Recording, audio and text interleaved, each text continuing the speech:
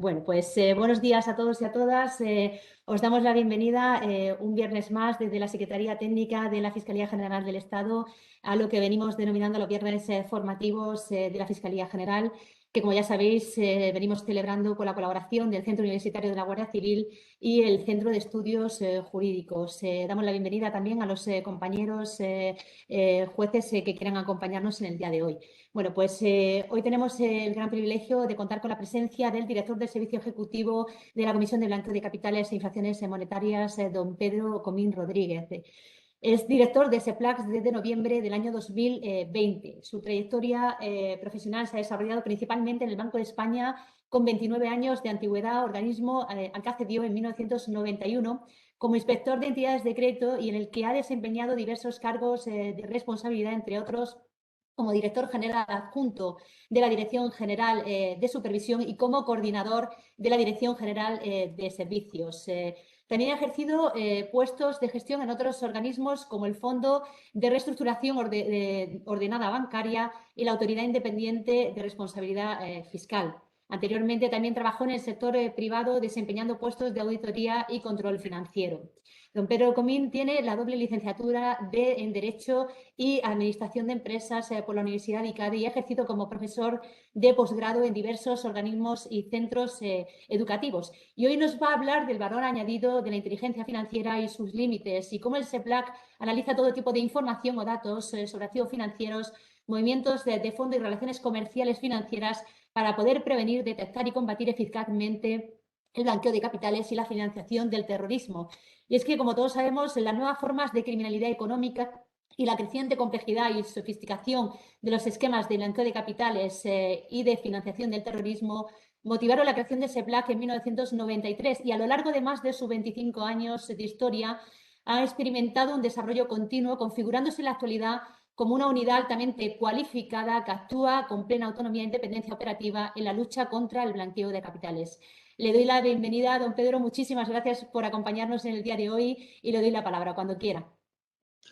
Pues muchas gracias, Isabel. Voy a compartir una presentación para que sea más fácil y menos aburrido seguir mis palabras. No sé si la ven.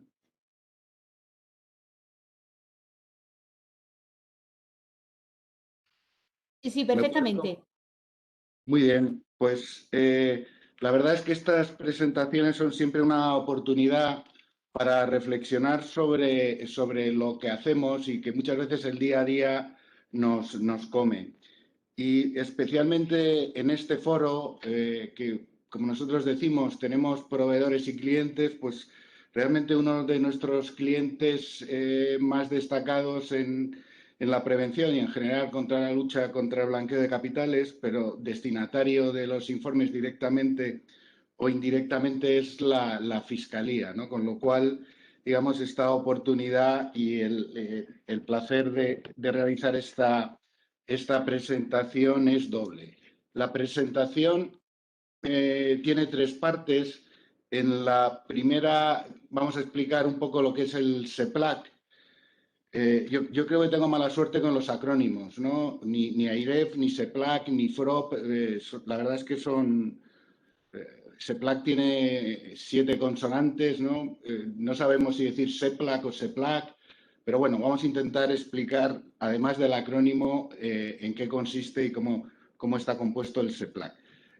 Luego vamos a centrar la presentación en lo que es la inteligencia financiera. Es decir, es un nombre un poco pomposo, pero es el que tenemos. Es decir, si yo cambio inteligencia financiera, me matan, en el sentido de que es lo que nos caracteriza y muchas veces el SEPLAC se caracteriza como una de las dos partes que tiene como unidad de inteligencia financiera. Entonces, al final, es un poco una tautología. ¿Qué es inteligencia financiera? Lo que hace la unidad de inteligencia financiera. Pero bueno, vamos a intentar explicar en qué consiste la inteligencia financiera y, por tanto, ver cuál es su valor añadido y sus límites. Y, por último, y también para que no sea solamente una muy teórico, pues vamos a hablar un poco de qué es lo que estamos viendo, ¿no? Qué es un poco cuáles son las preocupaciones que tenemos y en qué se materializa esto de la inteligencia financiera. En la presentación, que yo creo que está a su disposición, lo que hemos hecho para que sea lo más completa posible es que cuando nombramos una parte de la normativa, pues lo tienen al final de la presentación. Con lo cual, digamos, sin necesidad de consultar los artículos, pues puedan ver la parte más significativa, lo que hemos considerado más significativo de dichos artículos. Aquí esto funciona, voy a comprobar si funciona, porque esto ya saben que la tecnología a veces nos juega malas pasadas, y pues esto, digamos, funciona con hipervínculos y en todo caso, como digo, ustedes van a tener esa información en la propia presentación. Bueno, pues, ¿qué es el SEPLAC? ¿Y cuál es su marco institucional? Bueno, lo primero que hay que decir es que en general es un marco complejo y además es un marco que en cada país es diferente. Es decir, que si se aprende el marco español, seguramente, y luego van a ver el marco italiano, pues se parece muy, muy poco, ¿no? Aunque es verdad que tanto en la función de autoridad supervisora como en la función de unidad de inteligencia financiera, los distintos marcos tienen las mismas funciones. Pero en cuanto a lo que es la operativa, la dependencia, va a haber muchos formatos distintos, muchos marcos distintos. En concreto, el SEPLAC depende de una comisión que tampoco tiene un acrónimo muy allá, que como ven es impronunciable, que es la Comisión para la Prevención de Blanqueo de Capitales e Infracciones Monetarias, y el SEPLAC se nombra en relación a esa comisión, a dicha comisión. De hecho, somos el servicio ejecutivo, por no añadir más consonantes, hemos puesto la C de comisión, pero somos el servicio ejecutivo de la Comisión de Prevención de Blanqueo de Capitales, ¿no? ¿Y quién está representado en la comisión? Bueno, pues fundamentalmente todas aquellas autoridades, veremos también que las autoridades fiscales que tienen relación con el blanqueo. Entonces, digamos, nosotros somos la parte operativa de esa comisión y tenemos dos grandes patas. Dos grandes patas que además yo creo que es importante que estén juntas. En muy pocos países están juntas, pero es muy importante que estén juntas. Tenemos la parte de inteligencia financiera, en la que nos relacionamos con los sujetos obligados, por poner quiénes serían los sujetos obligados, que serían nuestros proveedores. Pues nuestros principales proveedores, hay mucho, hay en el artículo 2 de la Ley 10/2010, tenemos, se nos han acabado las letras, tenemos Z letras que están identificando a cada uno de los clientes, de los centinelas que de alguna forma nos mandan las comunicaciones por indicios, lo que ven mal y que pasa a través de sus cuentas. Entonces, esa parte es la parte de inteligencia financiera, la que se relaciona con esos proveedores, la que utiliza esa información y la que luego, a su vez, también elabora, con esa información la elabora en unos informes de inteligencia financiera y lo transmite fundamentalmente a las cuerpos y fuerzas de seguridad del Estado y a las autoridades judiciales, ¿no? Eso, digamos, son los principales clientes. Y esa parte, digamos, está caracterizada con respecto a la otra pata que tenemos, la de autoridad supervisora, está caracterizada por una mayor independencia. Ya veremos, luego veremos el porqué. Igual que desde el punto de vista de la autoridad supervisora, nosotros somos mucho menos autónomos, es decir, la comisión puede influir mucho más sobre lo que hacemos. En la parte de unidad de inteligencia financiera, lo que se trata es de que seamos muy independientes respecto a qué tenemos que ver, cómo tenemos que verlo y a quién tenemos que enviarlo, ¿no? Y eso, cuando veamos en qué consiste la inteligencia financiera, entenderán bien por qué esa diferente naturaleza. ¿Por qué es importante que ambas patas estén juntas, ¿no? Porque en supervisión, ¿qué hacemos? En supervisión lo que intentamos hacer es que esos sujetos obligados, pues realmente, en último extremo, aparte de prevenir, aparte de evitar, digamos, que a través de los medios que ponen a disposición de los ciudadanos, por ejemplo, las cuentas corrientes, se cuelen o se utilice o se canalice operativa irregular, pues aparte, digamos, de esos controles, un elemento fundamental y que tiene mucha relación con la parte izquierda de la unidad de inteligencia financiera es que realmente las comunicaciones por indicio que nos envían sean sólidas.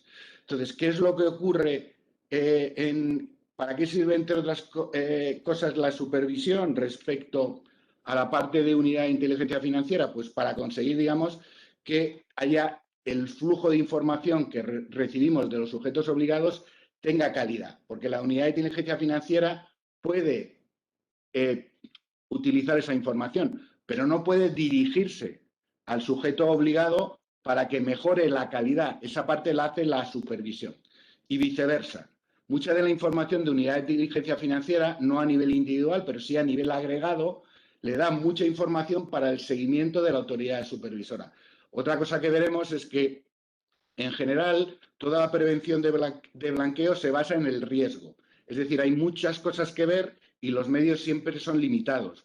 Luego hay que elegir, digamos, en función del riesgo, dónde hacer más esfuerzo.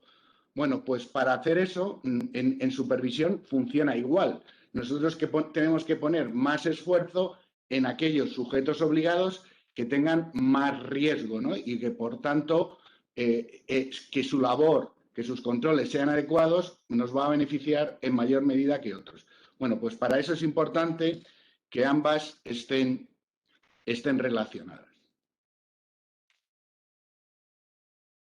Bueno, si vemos en esta diapositiva, lo que he reflejado es en las distintas comisiones y comités que forman parte de lo que sería el gobierno corporativo del servicio ejecutivo, está representado también la parte de la Fiscalía.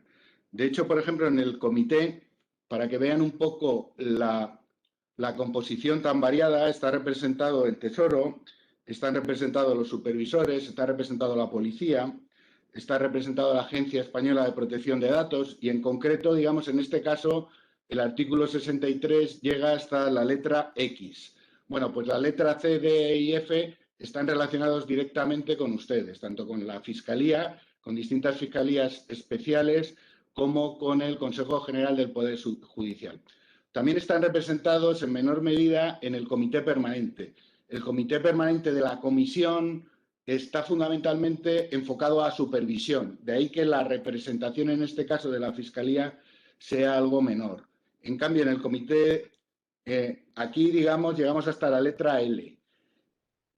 En el Comité de Inteligencia Financiera, que también llegamos hasta la letra L, como ven, nuevamente los tres fiscales que a su vez, o las tres fiscalías que están representadas, también lo están en el Comité de Inteligencia Financiera, que, como su nombre indica, está más basada en la otra pata, ¿no? En la pata de la inteligencia financiera. Claro, uno de los elementos fundamentales de la prevención es identificar quién es el titular real. Y a veces yo mismo me hago esa pregunta, ¿no? En el sentido de decir, ¿quién es mi jefe? Cuando tenemos muchos jefes, ¿no? Como hemos visto, si en la comisión pues tenemos hasta la letra X, ¿no? Y aquí hasta la letra L, ¿no? Decir, bueno, oye, ¿quién manda en el SEPLAC? O en general, ¿quién dirige la prevención en España? Bueno, pues si tuviéramos, digamos, que elegir a alguien, tanto la presidencia de la comisión como de los distintos comités, en general lo tiene el Ministerio de Economía. El secretario de Estado de Economía es el presidente, actualmente es un secretario, anteriormente era una secretaria de Estado, es el presidente de la comisión, y el presidente del Comité Permanente y del Comité de Inteligencia es el director general del Tesoro, ¿no? Y además también otra cosa importante para ver quién manda en un organismo es quién tiene la secretaría. No solo la presidencia, sino la secretaría. Pero en general, digamos, la mayoría de las decisiones que se toman por unanimidad. Entonces, en ese aspecto, digamos, no hay problemas. Bueno, y aquí lo que tienen ustedes es el organigrama del SEPLAC, que, como no puede ser de otra manera, lo que refleja, entre otras cosas, son las dos almas que tiene el SEPLAC. La parte de inteligencia financiera, que estaría a la izquierda, y la parte de supervisión, que estaría más a la derecha. En la parte de planificación que está muy relacionada con toda la parte de supervisión. Por ejemplo, toda la parte de Secretaría Técnica, que aparece a la derecha en planificación, se encarga de lo que serían los informes sobre prevención para las autorizaciones de nuevos sujetos obligados. Normalmente el liderazgo siempre es prudencial, en estos casos del supervisor prudencial, del Banco de España, de la CNMV, de la Dirección General de Seguros, pero el SEPLAC tiene que hacer un informe fundamentalmente respecto a cuáles son los procedimientos y el manual de blanqueo, con lo cual esa parte de planificación tiene mucho que ver también con supervisión, ¿no? Y esa sería la parte del SEPLAC relacionado con la actividad de supervisión. Y a la izquierda tenemos lo relacionado con la inteligencia financiera. Y como ven, ahí hay una cajita que tiene un nombre distinto que se llaman las unidades adscritas. En general, todo lo que no está sombreado son empleados que pertenecen orgánica y funcionalmente al SEPLAC. Es decir, que el director de SEPLAC les aprueba las vacaciones, además de decir lo que tienen que hacer, por entendernos. Y en su mayoría, o en su práctica totalidad, pertenecemos al Banco de España. Las unidades adscritas, que como ven, está la Policía Nacional, la Guardia Civil, la Agencia Española de la Administración Tributaria, y también está representada Vigilancia Aduanera, ellos orgánicamente siguen dependiendo de sus cuerpos, pero funcionalmente dependen del director, aunque se integran dentro de la inteligencia financiera. Y eso tiene muchísimas ventajas. Tiene mucha ventaja porque, aunque desde el punto de vista funcional, digamos, están al mismo nivel y pueden hacer las mismas cosas que se hacen en análisis básico, en análisis de blanqueo de capitales, de financiación del terrorismo, aunque pueden hacer lo mismo, nos facilitan mucho la comunicación con nuestros clientes. Si hemos dicho, y lo veremos, que nuestros principales clientes son la Policía, la Guardia Civil y Hacienda y Vigilancia Aduanera, en ese momento, el hecho de tener aquí personal de esas unidades nos permite que la relación sea muchísimo más fluida. Este modelo es un modelo que además lo va a copiar Europa. No es que lo vaya a copiar, sino como tiene tantas ventajas, es el que va a hacer con la nueva autoridad. Como saben, desde julio de 2021 hay todo un paquete legislativo cuya parte central es una autoridad, no le llaman supervisor, le llaman autoridad, porque va a coordinar la inteligencia financiera. No hay una unidad de inteligencia financiera europea, pero sí que va a coordinar el conjunto de unidades de inteligencia financiera nacionales. Va a ser también supervisor y va a tener también actividad regulatoria, ¿no? Y eso pone un poco de manifiesto las ventajas que hay. Recordar que en la parte de supervisión, nosotros somos 131 personas, pero desde el punto de vista, si quisiéramos saber cuántas personas hay dedicadas a la prevención en España, tendríamos que sumarle la gente del Banco de España, la gente de la CNMV, la gente de la Dirección General de Supervisión que hace supervisión del Banco de España y también la gente que trabaja exclusivamente para la Secretaría de la Comisión en el Ministerio. Y eso serían aproximadamente otras 50-55 personas más. Estamos rondando las 190 personas, pero personas, digamos, magras. Si quisiéramos compararlo con un organismo, digo magras en el sentido que solo estamos dedicados a esto. Por ejemplo, a nosotros la nómina nos la lleva el Banco de España, la parte financiera la lleva el Banco de España, toda la parte presupuestaria, ¿no? Con lo cual, si nosotros fuéramos un organismo independiente que tuviéramos que tener toda esa parte, pues seguramente, y para compararnos con otros países, pues en general estaríamos hablando de en torno a 210, 220 personas. Lo digo también para que vean, digamos, los medios que, como supongo que en su caso también, pues siempre, por mucho que parezcan, son medios limitados. Bueno, ya entramos en la segunda parte. Ya hemos explicado, bueno, grosso modo, lo que es el SEPLAC, que es un animal extraño compuesto por personas del Banco de España, pero que dependen a su vez de una comisión, donde a su vez tenemos Policía y Guardia Civil que no dependen de nosotros. Y a veces digo que yo de cabeza para abajo soy Banco de España, pero de cabeza para arriba, digamos, pertenezco a la comisión, ¿no?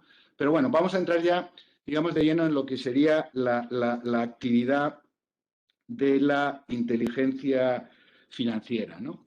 ¿Por qué ese nombre?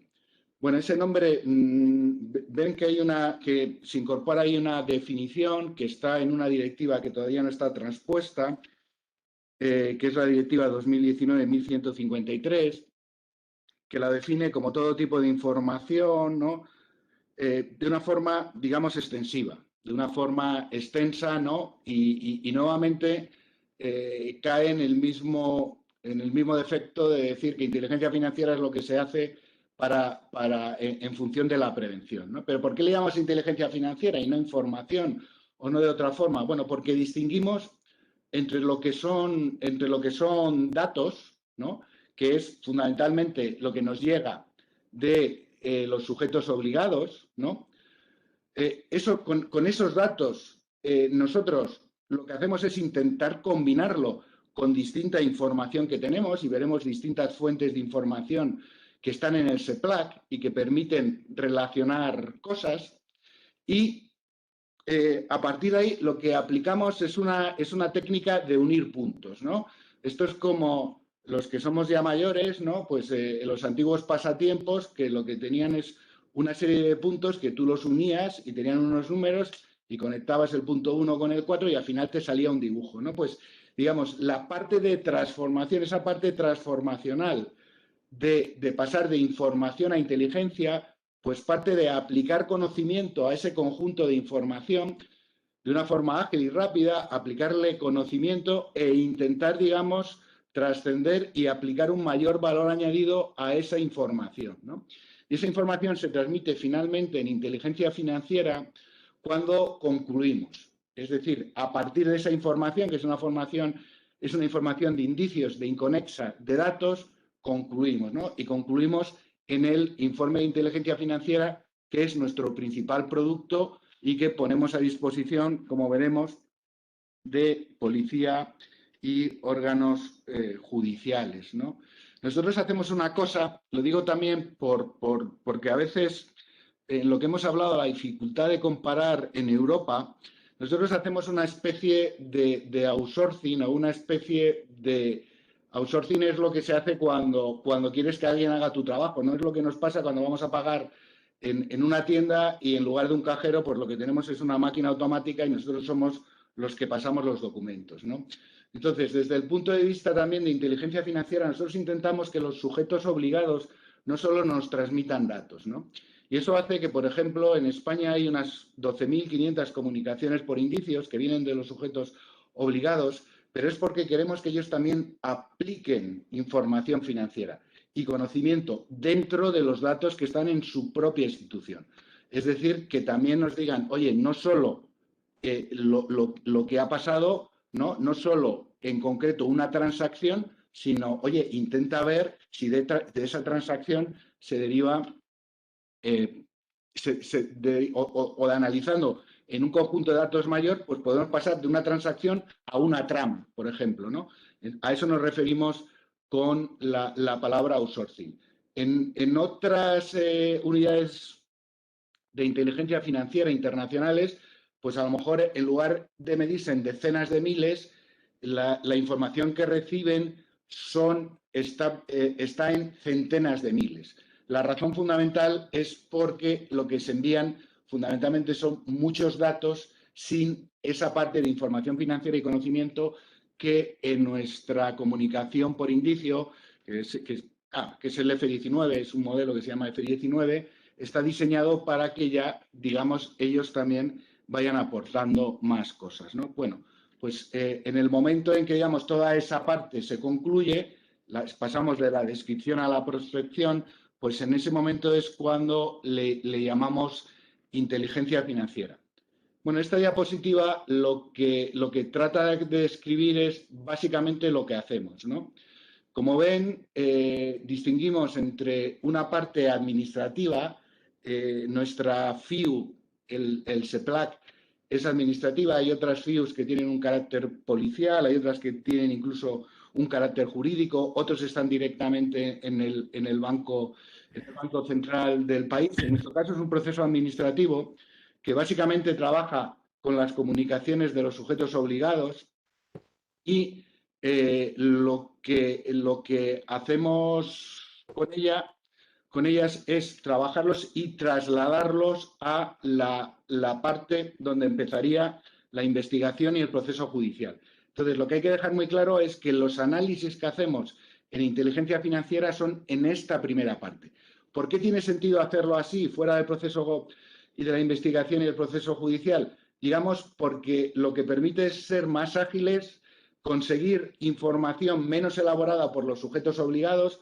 No es lo mismo para un sujeto obligado, digamos, hacer una denuncia ante un juzgado, ¿no? Porque tiene que estar muy seguro de esa denuncia, que decir, oye, mira, yo no sé si aquí o no se ha cometido un delito, pero sí que veo aquí una operativa que para mí es extraña. Yo no puedo decir que sea así, pero yo creo que es importante que tú conozcas esa operativa. Esa agilidad es lo que permite que muchas veces y a través de todo este proceso la información, no se pierda información y además llegue de una forma relevante, es decir, de una forma que tanto los órganos policiales como judiciales puedan absorber, ¿no? Bueno, ¿qué es lo que hacemos fundamentalmente o qué es lo que aportamos o por qué está ahí? Bueno, ya lo veremos. Fundamentalmente lo que hacemos es, fundamentalmente lo que tenemos es agilidad e independencia. Y es importante que haya independencia porque veremos que el SEPLAC o la inteligencia financiera funciona en una zona gris. Es decir, el ciudadano que está sujeto a esa inteligencia financiera no lo sabe. No viene al SEPLAC a decir, oiga, ¿usted me tiene en un fichero o no? Es decir, de alguna forma nosotros trabajamos en una zona que para el ciudadano o para un tercero no voy a decir opaca, porque opaca no hay nada, no debe haber nada en este mundo, ¿no? Pero de alguna forma escapa del control. Por eso es importante, digamos, que trabajemos con autonomía, o sea, que seamos un organismo puramente técnico. Y como veremos, esto es fundamental, sobre todo en la cooperación internacional, que es otro de nuestros puntos fuertes, ¿no? Entonces, ¿qué es lo que tenemos que preservar en el SEPLAC? Fundamentalmente esa agilidad, esa profesionalidad y esa facilidad, digamos, de relacionarnos con los sujetos obligados de una forma muy rápida y con otras unidades de inteligencia financiera. Voy un poco rápido porque la presentación es larga y quiero centrarme en lo que sea de mayor utilidad o lo que pienso que es de mayor utilidad para ustedes. Si me equivoco, pues estará en mi debe, ¿no? ¿En qué se traduce todo esto desde el punto de vista de nuestra actividad? Bueno, pues por una parte, nosotros también tenemos peticiones de los organismos. En la derecha estaría, digamos, lo que sería la parte de nuestra clientela, pero nosotros, entre comillas, también, y luego lo matizaré mucho, trabajamos a demanda. Lo matizaré mucho porque no es verdad, porque dentro, digamos, de esa autonomía está la autonomía de atender o no ciertas peticiones, sobre todo en el ámbito policial, ¿no? Entonces, voy a empezar por la derecha. Esto en cifras, ¿en qué se manifiesta? Bueno, pues como ven, de las más de 6.500 informes anuales que hemos hecho, estos datos son de 2021, yo creo que están publicados en la web, la mayoría van a los organismos policiales. Y tiene todo el sentido, ¿no? Porque son organismos que son los que siguen con la investigación. Es decir, nuestra investigación tampoco es una investigación completa. Nosotros, la forma de ser rápido es no perder mucho tiempo. Nosotros no nos dirigimos nunca digamos, a la parte sospechosa. En todo caso, recabamos información de las fuentes que tenemos, de los sujetos obligados, pero nunca a la parte sospechosa. Nunca hacemos investigación operativa, ¿no? Con lo cual, nuestros principales destinatarios son los que sí hacen investigación operativa, que es la parte de Hacienda, la parte de la UNIF y Vigilancia Aduanera, que como ven son casi 1.700, y la parte de policía, que son 4.000 y pico. Como ven, a veces sí que nos dirigimos, los informes van dirigidos directamente al Ministerio Fiscal, a los organismos judiciales, y esos son los casos, o bien que ha habido una petición, que son los menos, o bien son casos que ya están judicializados, ¿no? Y que, por tanto, y además son públicos, ¿no? Y, por tanto, si sabemos que están judicializados, pues muchas veces tiene sentido de enviarlo directamente. Esto es otra cosa que pasa mucho con los sujetos obligados, ¿no? Que cuando algo es público, en ese momento ellos están muy acostumbrados a consultar listas, a consultar fuentes abiertas. Entonces, cuando a un caso se le da publicidad, y hay muchos casos que son públicos, ¿no? En ese momento solemos recibir mucha información. Mucha información porque, digamos, en ese momento ellos les permite unir puntos e información que antes no le daban importancia, pues porque un determinado, por hablar de una reciente sin nombrarlo, ¿no? Pues que un determinado ventríloco pues resulta que está detrás de una determinada trama, ¿no? Pues eso, de alguna manera, con independencia que lo hayan enviado antes, a muchas entidades pues sí que les permite, digamos, unir puntos, y en ese momento pues recibimos comunicaciones por indicio de distintos sujetos obligados, que no tiene mucho sentido trasladarlo a la policía cuando sabemos que es un caso que ya está en manos de la Fiscalía o de los órganos judiciales. ¿Por qué tenemos muchas solicitudes de los distintos organismos? Y nuevamente muchos son de la policía. Bueno, pues porque para ser ágil, digamos, aquí hay una especie de compensación o trade-off entre ser ágiles o hacer informes muy concienzudos. Cuando más concienzudo es un informe, más tiempo tarda. Cuando más ágil es, pues menos concienzudo.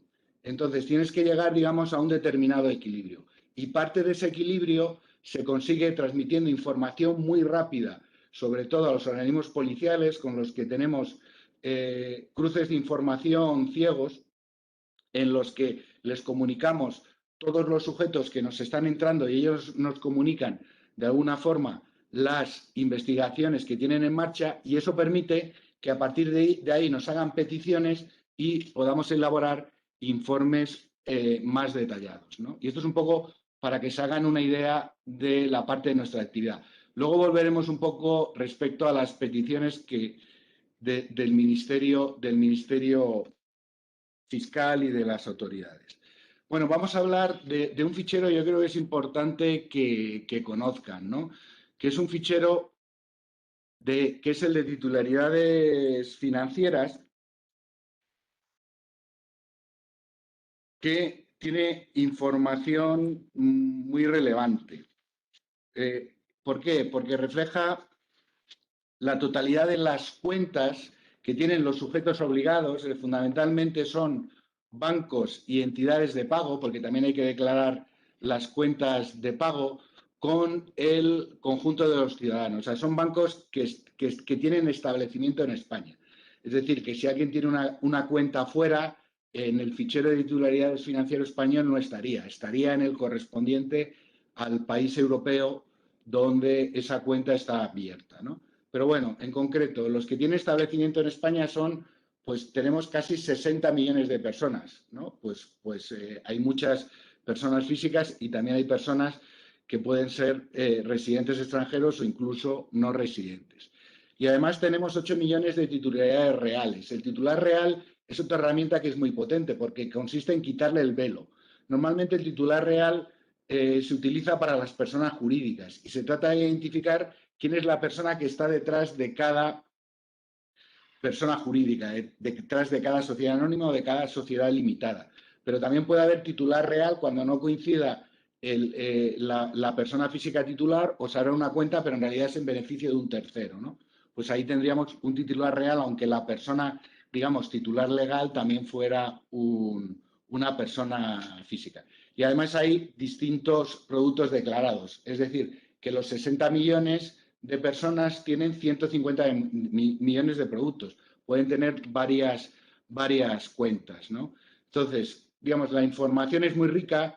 Para el que no esté familiarizado con este registro, que sepan que no aparecen saldos, solo aparece, digamos, el número de cuenta.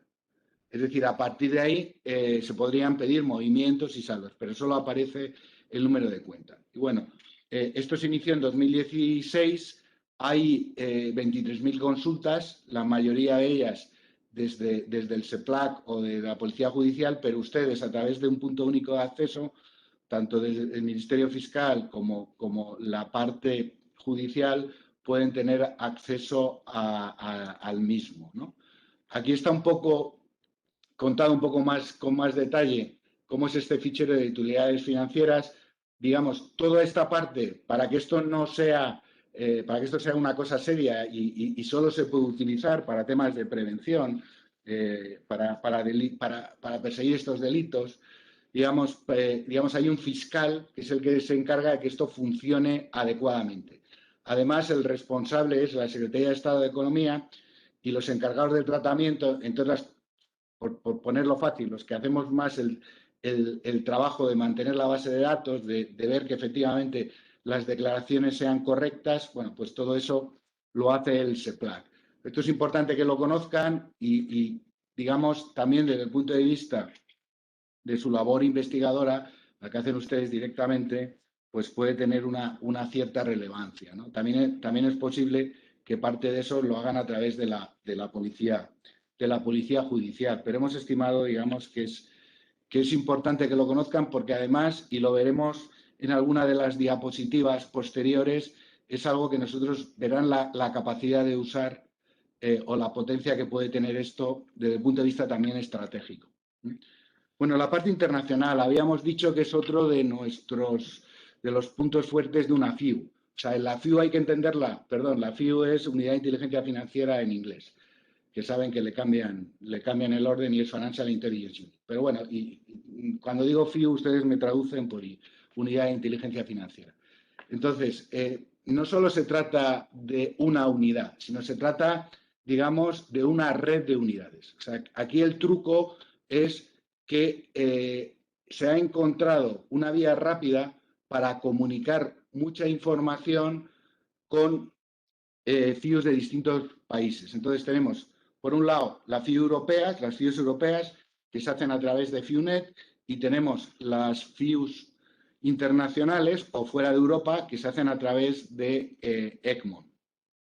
Entonces, como digo, aquí lo fundamental es que está basado en la confianza. Es decir, que yo compartiré más o menos dependiendo de la confianza que me ofrezca la otra FIU. Porque aquí la idea es que todos somos técnicos y todos somos independientes. Entonces, cuando pido una cosa es para investigar, es en esa fase de investigación y es en esa fase de inteligencia financiera. Y eso hace que no tenga que justificar nada más. Yo lo pido y me lo dan. Me lo pueden dar más rápido o menos rápido. Y ahí, digamos, si yo lo doy rápido, pues me estaré ganando también la confianza de la otra parte. Si no me la doy, pues no estarán tan interesados en dármelo. Nuevamente, además de lo que serían, hay información que no está trabajada, que directamente lo que hacen es que me transmiten la información que a ellos les llega. Fundamentalmente aquí hay un aspecto territorial. Es decir, si a la FIU luxemburguesa le llega una comunicación por indicio que afecta a un residente español, pues seguramente me la va a mandar a mí. Va a hacer lo que se llama un cross-border dissemination. Es lo que aparece ahí como XBD. Y a lo mejor lo que va a optar es por mandarme, si toda la operativa se ha realizado en España, directamente me manda la comunicación por indicio, que es lo que llamamos cross-border report. A la izquierda tienen lo que serían comunicaciones espontáneas, que de espontáneas no tienen nada, que sería la misma información, pero se conoce así y por eso les pongo ese nombre. Sería la misma información, pero en este caso elaborado por la FIU, ¿vale? Y a su vez nosotros también tenemos otras unidades, tenemos que hacer lo mismo que solicitamos o que nos llega, pues nosotros lo hacemos con las otras unidades de inteligencia financiera. Luego, otro aspecto importante es la suspensión de transacciones. Como esto es muy ágil, pues permite sobre todo que nos lleguen, sobre todo en Europa, porque esto solo se puede hacer en Europa, nos lleguen comunicaciones o peticiones de suspender transacciones. Entonces, lo que se hace es que se suspende provisionalmente, se informa a la entidad y en el plazo de un mes, lógicamente esto ya llega por los canales normales, ¿no? No sé si será ustedes lo conocerán mejor que yo, no sé si es Eurojust, Eurojust o a través de, bueno, pues a través del sistema de comunicación que ustedes tengan. ¿Qué es fundamental o qué es muy importante aquí? Pues es muy importante preservar la confidencialidad de esas comunicaciones. Aquí lo fundamental es que el que manda la información es el que dice para qué hay que usarla. Entonces, si ya veremos que la inteligencia financiera, uno de los límites que tenemos, oye, tiene mucho valor añadido porque es flexible, porque se pueden hacer muchas cosas, porque me dan mucha información con pocos requerimientos de legalidad, por entendernos, entiéndamelo, no quiere decir que no sea legal, sino que los controles son menores, pero eso a su vez que tenga límites. Y el límite fundamental que vamos a ver es que no se pueda utilizar, digamos, desde el punto de vista de prueba judicial. Bueno, pues eso es fundamental en el caso de información que nos llega de terceros, porque si hacemos una utilización que no es correcta, ese tercero va a perder la confianza en nosotros y cuando le pidamos nueva información no nos la va a dar. Y eso está tanto en la normativa internacional como en los principios del grupo Egmont. ¿Cómo conseguimos que la información que nosotros tenemos tenga calidad o que podamos dar tenga calidad? Pues básicamente preguntando a nuestros clientes y a nuestros proveedores si, en el caso de nuestros proveedores, si lo que hacen nos sirve para algo. A mí si me mandan muchas comunicaciones por indicio que no puedo explotar, no me vale para nada. Prefiero pocas y que sean muy buenas. Entonces, yo tengo que darle feedback, yo tengo que decirle qué me parecen desde el punto de vista de calidad y además es una obligación legal. Yo tengo que decirle a los bancos, a los principales sujetos obligados, oye, ¿qué he hecho con tus comunicaciones por indicio en general? No hay una correspondencia una a una. Y además tengo que decirlo cómo pueden mejorar, tanto desde el punto de vista formal como desde el punto de vista de calidad. Y eso es lo que me permitirá que en el futuro lo que me llegue sea mejor. Y a su vez yo tengo que dirigirme a los organismos, fundamentalmente a la policía, a la Guardia Civil, a Hacienda, a que me diga, oye, ¿qué te parecen mis informes? ¿Y cómo te puedo ayudar mejor? Ya sé que yo soy autónomo para hacerlo, pero si yo soy muy autónomo y hago una cosa que no le sirve a nadie, pues al final, digamos, los malos pues siguen ahí. No sirve para demasiado. Yo estoy muy contento, pero los malos siguen ahí, ¿no? De ahí, digamos, o la importancia de ese doble feedback. Bueno, y aquí ya empezamos con las limitaciones, ¿no? Que quizás sea la parte más interesante. Bueno, la información del SEPLAC es confidencial, bueno, hasta ahí normal. Cualquiera que lo conozca, digamos, esa confidencialidad tiene que hacer reserva, es decir, no cabe que la transmita. Y además, en ciertos casos, lo que llamamos de no revelación, hay gente que está especialmente protegida, que no se puede identificar. Y no se puede identificar ni el analista que en la unidad de inteligencia financiera ha hecho el informe, ni se puede identificar dentro del sujeto obligado, dentro del banco, quién ha sido el que ha trasladado esa información. A todos los efectos, esa parte, digamos, está dentro de, o esa parte, digamos, tendría que justificarla la persona que hace de enlace con el SEPLAC, el representante del SEPLAC, pero nunca el que ha hecho el informe. Hay que preservar, digamos, eso hay que preservarlo especialmente.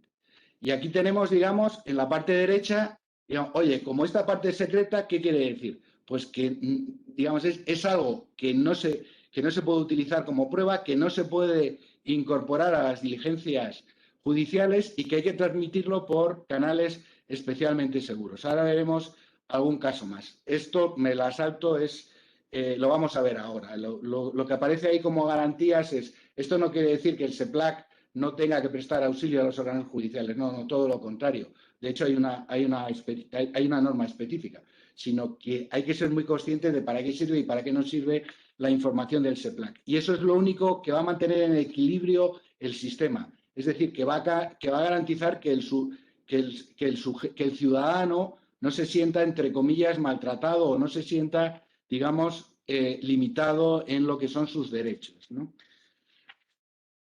Y aquí entonces, en esta diapositiva, que me parece una de las diapositivas fundamentales para transmitirles a ustedes, esta diapositiva está hecho a partir de la información que hemos recabado en una fiscalía especial con la que tenemos, digo fiscalía especial, no sea, es porque le llaman ustedes así, no porque, no, se llama fiscalía especial contra, y ahí me quedo, ¿no?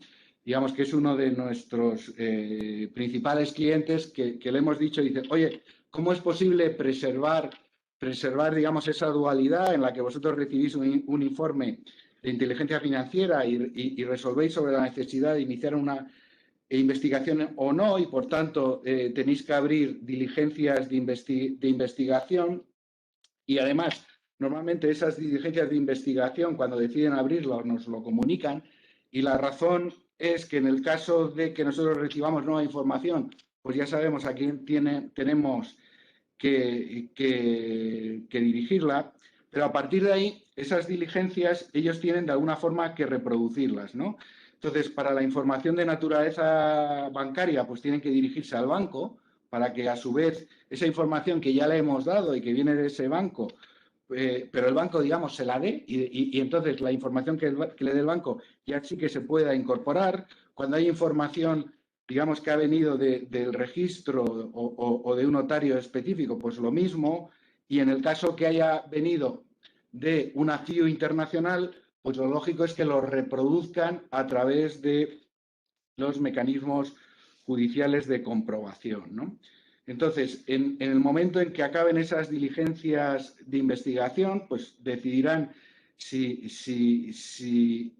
tienen que incorporarlo a la querella o a la denuncia que hagan, pero lo que van a incorporar, digamos, no es lo que le hemos dado, sino la propia actividad investigadora.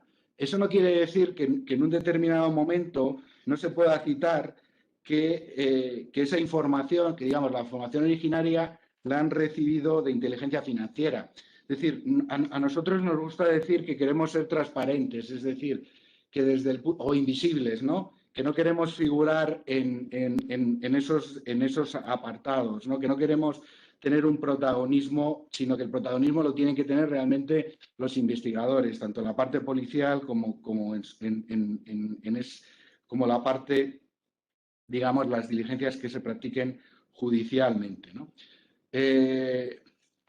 Por tanto, de esa forma se consigue combinar ambas cosas, ¿no? Que la información se pasa, pero no se pasa como información fiscal, sino como información de inteligencia financiera, sino como información o diligencias realizadas por el fiscal.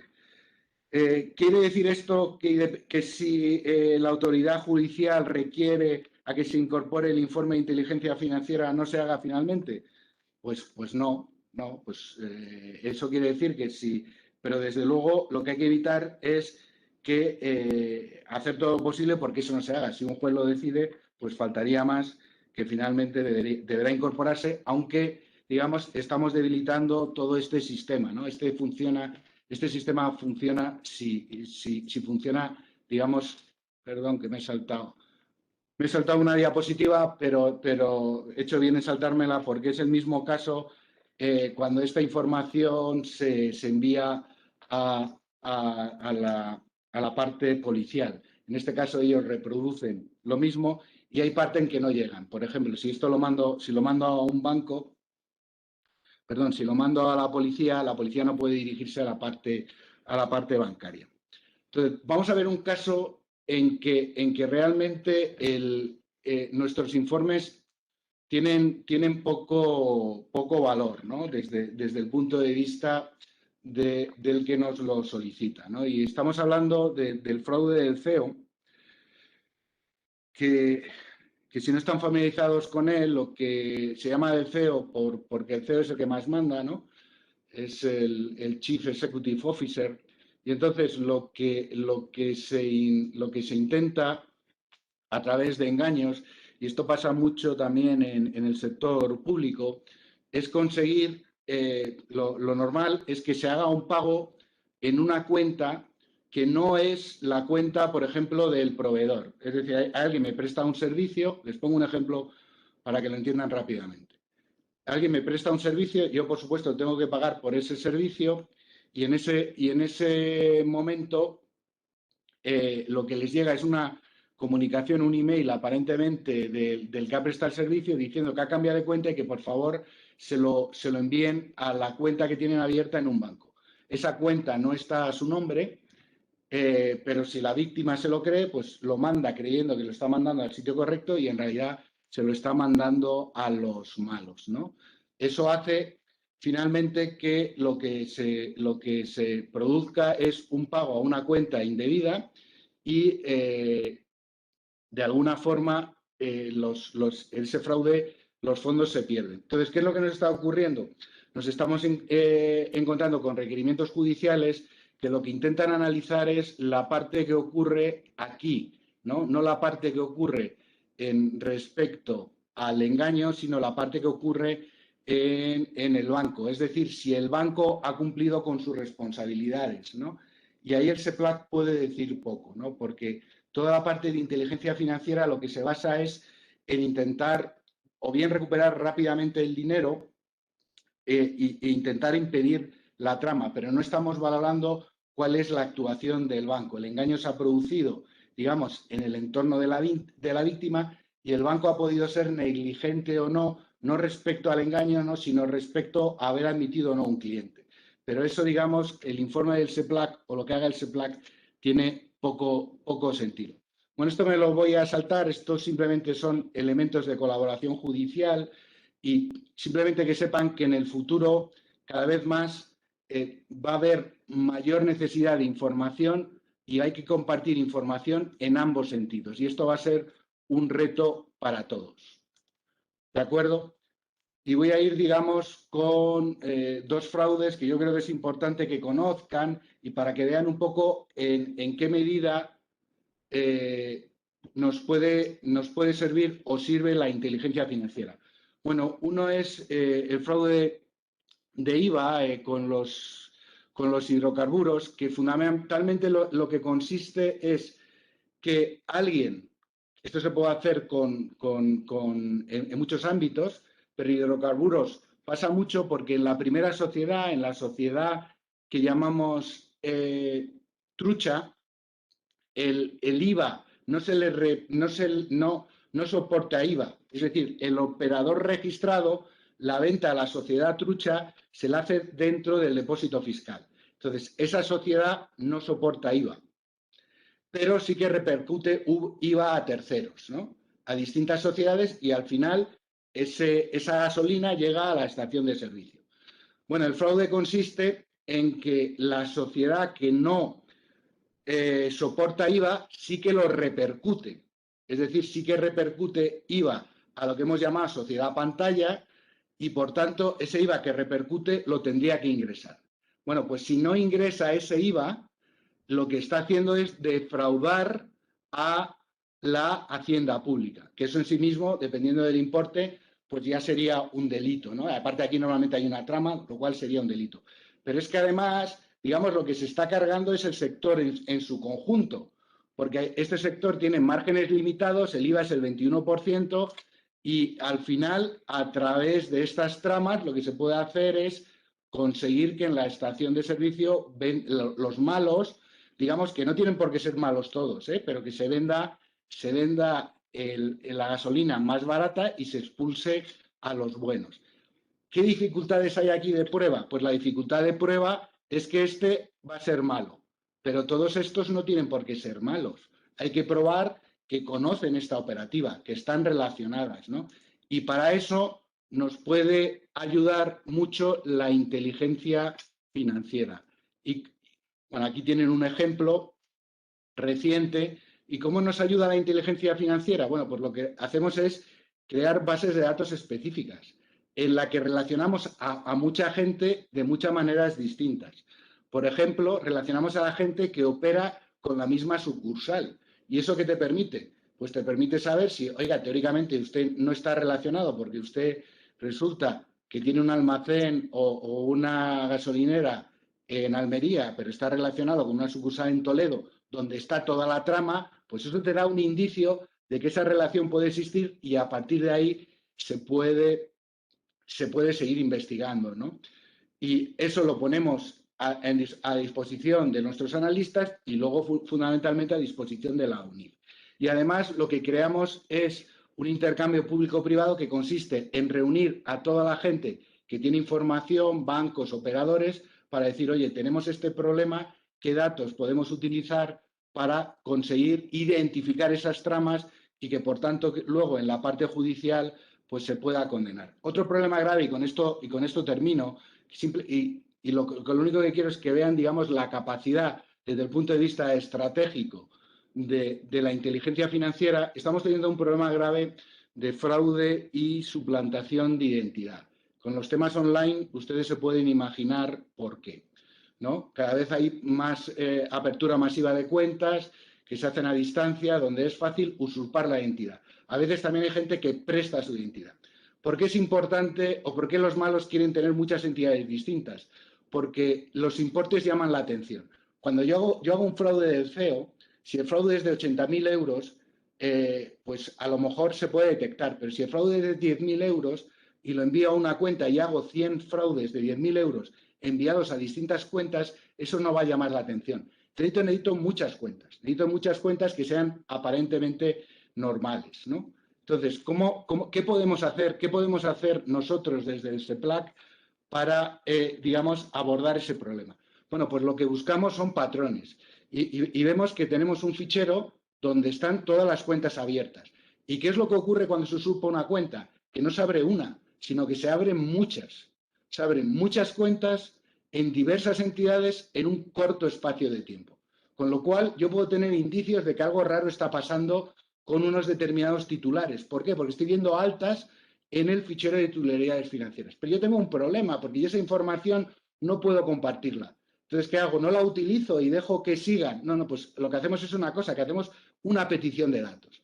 Es decir, si vemos que hay una entidad, le decimos, oiga, dígame usted a través de qué forma ha abierto este titular su cuenta y dígame usted qué ha hecho para cercionar que efectivamente ese titular coincide con esa persona. Digamos, estamos de alguna forma, sin decir por qué, recibiendo nueva información que nos puede ser útil para ver si es una falsa alarma, si es alguien que se ha vuelto loco y quiere abrir muchas cuentas no porque sí, o tiene una razón perfectamente coherente, ¿no?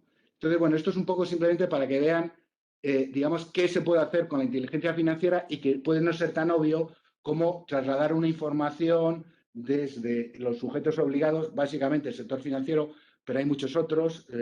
La última diapositiva que no vamos a ver es sobre criptos, ¿no? Que esto es otro mundo apasionante, ¿no? Y que ahora es la nueva letra Z del artículo 2, es decir, cuando digo que agotamos las letras, la última letra que hemos agotado son los proveedores con los proveedores de servicios encriptativos. Mis disculpas por ir tan rápido, pero he intentado acabar la presentación. Muchas gracias.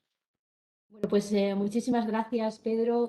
Bueno, magnífica ponencia y la verdad que muy interesante el darnos a conocer no solamente vuestro organigrama, sino también la importante labor que desarrolláis y que realizáis a la hora de analizar toda la información y todos los datos a la hora de crear y hacer la inteligencia financiera y sobre todo para combatir el blanqueo de capitales. Así que muy interesante. Muchísimas gracias. No sé si hay alguna pregunta por parte de los asistentes. A mí sí me gustaría preguntarle, Pedro, en las consultas que ha dicho por parte de la Fiscalía, ¿cuáles son los temas más sugerentes? ¿Cuáles son las dudas que plantean los fiscales? No, cuando hablamos de consultas no hablamos de consultas en general, sino peticiones específicas de información. Ah, peticiones, vale. Y aquí lo que tenemos, digamos, aquí fundamentalmente lo que tenemos es muchas veces ampliación de información. Hay cosas que a nosotros nos resultan obvias, pero que a lo mejor no explicamos bien. Por ejemplo, en una comunicación por indicio no ponemos nunca en un informe, en el informe de inteligencia financiera que trasladamos y que por tanto puede llegar a los fiscales, o bien directamente o normalmente a través de los órganos de la policía judicial, por supuesto reportamos información de entidades, ¿no? Pues si hay una operativa relevante en Banco de Sabadell, pues reportamos los movimientos y decimos que es de Banco de Sabadell, como no puede ser de otra manera. Muchas veces de ahí se puede deducir que es una comunicación por indicio que ha mandado Banco de Sabadell. Bueno, pues no tiene que ser necesariamente así. Puede ser que la comunicación por indicio la haya mandado un notario, a partir de ahí se haya hecho un análisis, dentro de ese análisis se haya pedido una petición de información a Banco de Sabadell y se haya incorporado. Pero claro, cuando lo recibe el fiscal puede pensar que toda la información, porque la información relevante es del Banco de Sabadell, viene del Banco de Sabadell y le puede pedir, dentro de lo que hemos dicho de reproducir la información, le puede pedir, oiga, dígame usted, mándeme usted la información que consta en la comunicación por indicio. Claro, él le va a decir, no me consta esa comunicación por indicio. Entonces, muchas veces nos piden aclaraciones de este estilo. Digamos, esa es la parte más común. Otra que puede llegar, aunque eso no se llama más de los juzgados, es la que he comentado del fraude del CEO, ¿no? Vale, En pues todo caso, a mí una de las cosas que me gustaría que saliera de esta reunión o de otras posibles que podemos tener con vosotros y con los distintos fiscales que, como saben, están representados en nuestros órganos de control, es de alguna forma abrir cauces que no sean directamente, digamos, los cauces más formales. Los cauces informales también nos sirven mucho, ¿eh? Entonces, estamos abiertos a fiscales sois muchos, ¿no? Pero, digamos, abrir cauces que permitan, porque somos los primeros interesados, ¿eh? Y de alguna forma el hecho de estar muy en contacto, el hecho de que estéis muy en contacto con la policía y con la Guardia Civil, eso también sirve en la medida en que ellos sí que están más familiarizados con nuestros procedimientos. Pero sin duda que tendremos que hablar cauces de colaboración porque cada vez hay más exigencia que el SEPLAC tenga una información mínima, no solo que les mandemos información, sino que a su vez tengamos una información directa de, por ejemplo, todo el tema de antecedentes penales. O sea, cada vez, digamos, se está definiendo más cuál es el mínimo, la mínima información necesaria y además la forma en que hay que obtenerla, ¿no? Y yo creo que la única forma de hacerlo bien es abrir cauces para que nos permitan obtener con el mínimo esfuerzo la mayor cantidad de información. sí, estoy totalmente de acuerdo con usted, Pedro. No, No sé no si Ángel consigo que me Bodoque llaméis quiere de tú, formular. esa es la primera, Isabel, Vale, vale, vale. la primera Vale. recomendación. Disculpa, disculpa. No, no, Bueno, pues no sé, Ángel Bodoque, no sé si quiere conectarse para formular la pregunta. No sé si, bueno, si no plantea, Pedro, aquí lo tenemos. Gracias, Hola, Ángel, gracias. hola, gracias, muchas gracias. Buenas tardes, muchas gracias de nuevo por su presentación, que ha sido muy interesante. Simplemente planteaba en una pregunta en el chat si hay alguna valoración, hay algún dato relevante en este último año respecto a la actividad de estos nuevos sujetos obligados. No llevamos todavía un año con esa supervisión de este tipo de esta categoría de sujetos. Los tenemos ya en bastantes investigaciones y quería saber si desde el SEPLAC y desde el análisis ese inicial de este año hay algún dato que se pueda ahora mismo ya poner de manifiesto. Muchas gracias. sí.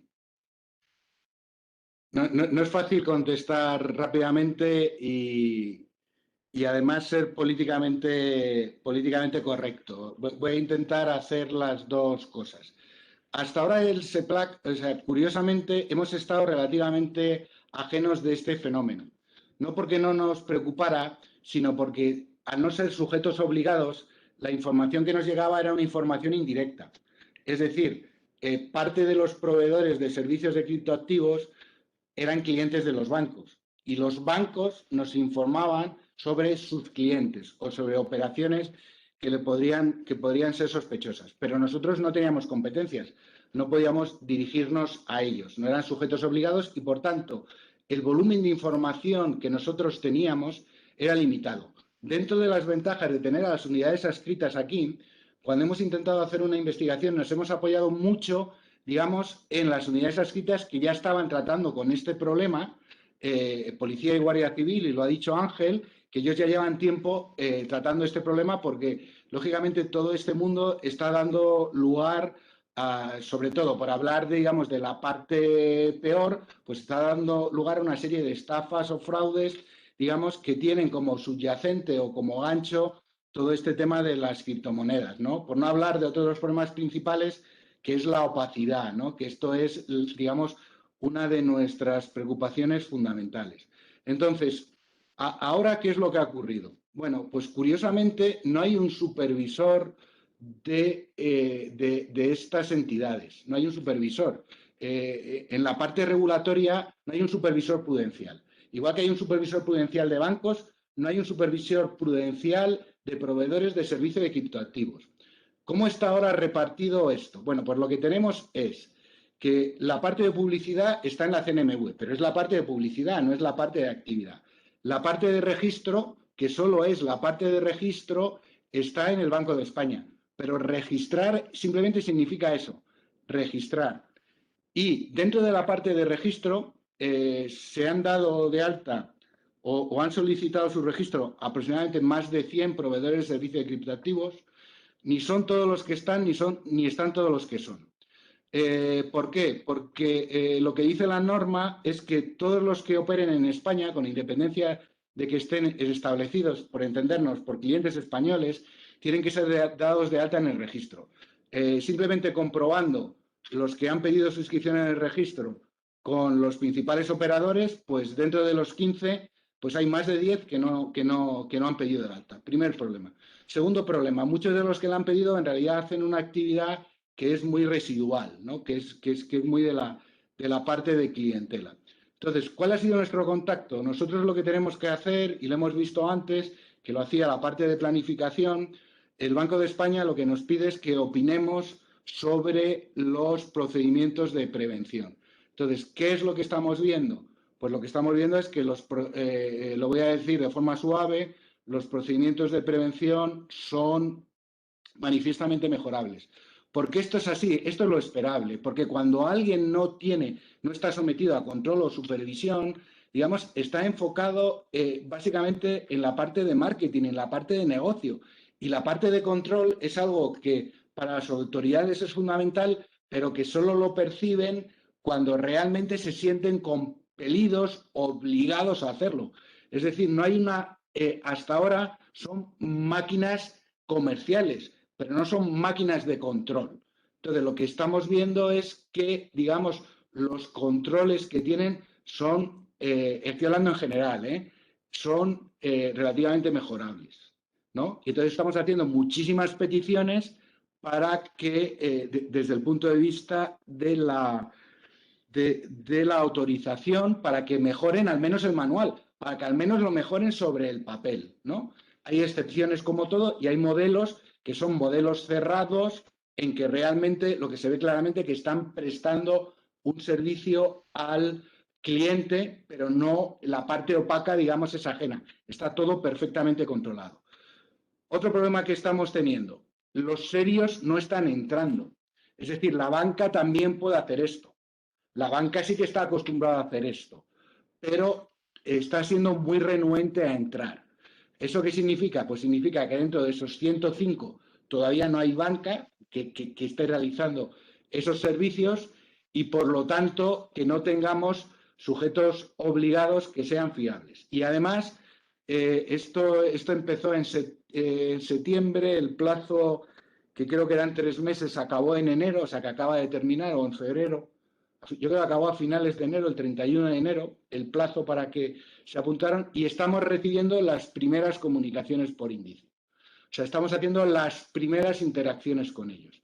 Y actualmente lo que estamos en un proceso básicamente de intentar iba a llamarle de aprendizaje, eso es pretencioso. Nosotros estamos aprendiendo, por supuesto, pero lo que le estamos transmitiendo es lo que necesitamos de ellos. Estamos haciendo una labor pedagógica. Con lo cual, Ángel, y por resumírtelo mucho, la situación es regulera, pero todavía no tenemos mucha información. Pero lo que sí que sabemos es que a partir de aquí, lo que sí que creemos es que vamos a generar más en el segundo semestre que en el primero, vamos a empezar a generar mucha información de inteligencia que nos puede empezar a ayudar a revertir toda esta situación. Pero la situación de partida es muy mala porque no tenemos normativa. Nosotros somos los supervisores no prudenciales, sino de prevención. Pero tiene que haber alguien que ordene un poco el terreno de juego de estos proveedores. Y no puede ser el supervisor de prevención, no puede ser el supervisor de blanqueo. Es decir, es como si a mí me pidieran que, como soy el supervisor de prevención de los bancos, regular a los bancos. No, mire, a los bancos les regula el Banco de España, les pone unos requerimientos de capital, les hace unas inspecciones, ¿no? Les pide unos controles. Entonces, estamos en esa situación, Ángel, que tenemos que revertir y que llevará tiempo. Bueno, pues muchísimas gracias, Ángel, por la pregunta y muchísimas gracias. Bueno, pues ya si no hay más preguntas, vamos a concluir, Pedro, agradeciéndote en nombre de la Fiscalía General pues tu colaboración con la Fiscalía General del Estado en la formación de los fiscales y esperemos que haya pues esa buena colaboración entre ambas instituciones, que siempre la hay, por supuesto. Y nada, agradecerte de verdad tu presencia en el día de hoy y agradecer a todos los asistentes que hayáis participado en este webinario. Así que muchas gracias y buenos días a todos. Gracias a todos. Gracias, gracias Pedro, gracias. Hasta Adiós. luego.